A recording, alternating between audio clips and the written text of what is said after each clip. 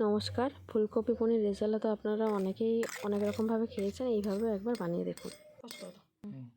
এই রেসিপিটি তৈরি করতে আমি নিয়ে নিচ্ছি প্রথমেই 2 চামচ পোস্ত, তারপর কাজু বাদাম। এটা মিক্সার গ্রাইন্ডারে প্রথমে একটু ঘুরিয়ে নিলাম। এরপর এতে দিয়ে দিচ্ছি আদা, কাঁচা লঙ্কা। এটা প্রথমে একটু বেটে নেব, কিছু সামান্য জল দিয়ে এটা প্রথমে একটু মিক্স করে নিচ্ছি। এরপর কয়েক টুকরো টমেটো, এটা পেস্ট করে নিলাম। এরপর কড়াইতে সামান্য জল দিয়ে আমরা ফুলকপিটা একটু সেদ্ধ করে নেব।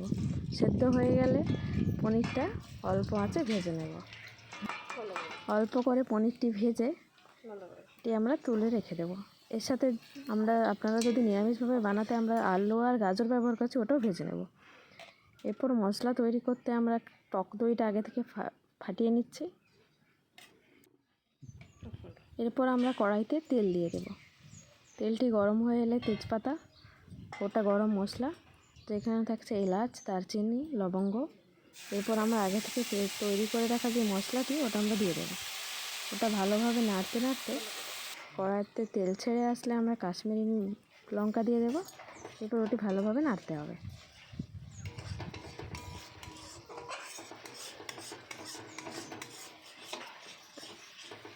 আপনারা তো অনেকেই অনেকভাবে বানিয়েছেন, এইভাবে একবার বানিয়ে দেখুন। এটা আস্তে আস্তে তেল ছেড়ে আসলে ফেটিয়ে রাখা দইটাও দিয়ে দেব। তারপর ভালোভাবে নাড়তে থাকুন।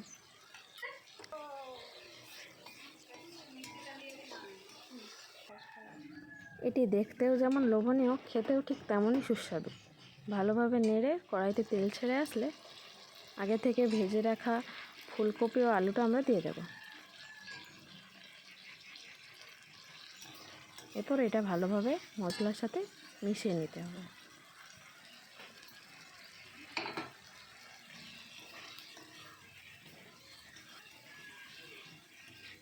তারপর ভালোভাবে নাড়তে হবে ততক্ষণ না এটি ভালোভাবে মশলার এর ভেতরে চলে যাচ্ছে।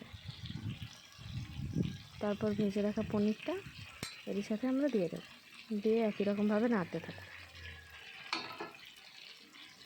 ভালোভাবে নাড়া হয়ে গেলে আমরা এতে জল দিয়ে দেবো, গরম জল, ফোটানো জল। পরিমাণ মতো জলটা দিয়ে দেবো এবং পরিমাণ মতো আপনারা লবণটাও দিয়ে দেবেন। এইভাবে আপনারাও বাড়িতে বানিয়ে খেয়ে দেখুন, দিয়ে আমাকে কমেন্ট করে জানাবেন। নিরামিষ ফুলকপি পনিরের রেজালা কেমন লাগলো জানাবেন।